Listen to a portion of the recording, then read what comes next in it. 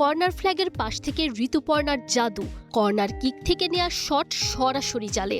নেপালের বিপক্ষে বাংলাদেশের পোস্টার গালের নামের পাশে অলিম্পিক গোল। কারো কারো মনে প্রশ্ন জাগতেই পারে, অলিম্পিক নয়, ঋতু তো গোল করেছেন সাফে, তাহলে গোলের নাম অলিম্পিক কেন? সহজ ভাষায় বলতে গেলে কর্নার কিক থেকে বল যদি সরাসরি প্রতিপক্ষের জালে ঢুকে যায় আর অন্য কেউ যদি স্পর্শ না করতে পারে, সেটাকেই বলা হয় অলিম্পিক গোল। কিন্তু এই গোলের নাম অলিম্পিক কেন? এর উত্তর অবশ্য লুকিয়ে আছে 102 বছর আগের ঘটনার মধ্যে।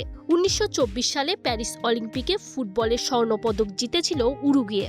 অলিম্পিকের পর এক প্রীতি ম্যাচে মুখোমুখি হয় আর্জেন্টিনা আর উরুগুয়ে। সে ম্যাচে আর্জেন্টিনার ফুটবলার চেসেরিও অনসারি কর্নার কিক থেকে সরাসরি গোল করেন উরুগুয়ের বিপক্ষে। গোলটা এসেছিল সদ্য অলিম্পিক চ্যাম্পিয়নদের বিপক্ষে, তাই স্প্যানিশ ভাষায় একে বলা হয় গোল অলিম্পিকো আর ইংরেজিতে অলিম্পিক গোল।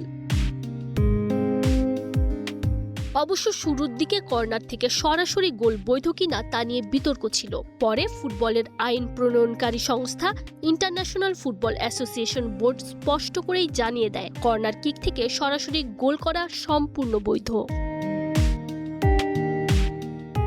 তবে বৈধ হলেও কাজটা কিন্তু মোটেও সহজ নয়, কারণ কর্নার থেকে নেয়ার জায়গাটা গোল পোস্টের সঙ্গে অনেকটাই তির্যক অবস্থানে থাকে। তার উপর বক্সের ভেতরে থাকে অসংখ্য খেলোয়াড়ের ভিড়, ফলে বলকে এমনভাবে ঘুরিয়ে আনতে হয় যাতে সেটা কাউকে স্পর্শ না করেই গোল লাইন অতিক্রম করে জালে ঢুকে যায়।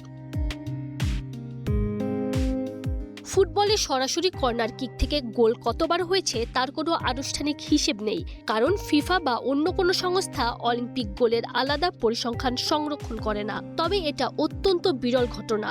পেশাদার ফুটবলের ইতিহাসে বহুবার অলিম্পিক গোল হয়েছে বলেই ধরে নেওয়া হয়, কিন্তু সঠিক সংখ্যাটা জানা যায়নি। আর ইন্টারন্যাশনাল ফুটবলে গুগলের ডাটাবেজে অনসারির প্রথম গোলের পর 1962 চিলি বিশ্বকাপে সোভিয়েত ইউনিয়নের বিপক্ষে কলম্বিয়ার মার্কোস কোল আর একমাত্র নারী ফুটবলার হিসেবে 2 অলিম্পিকে যুক্তরাষ্ট্রের মেগান রাপিনোর অলিম্পিক গোলের কথাই উল্লেখ আছে।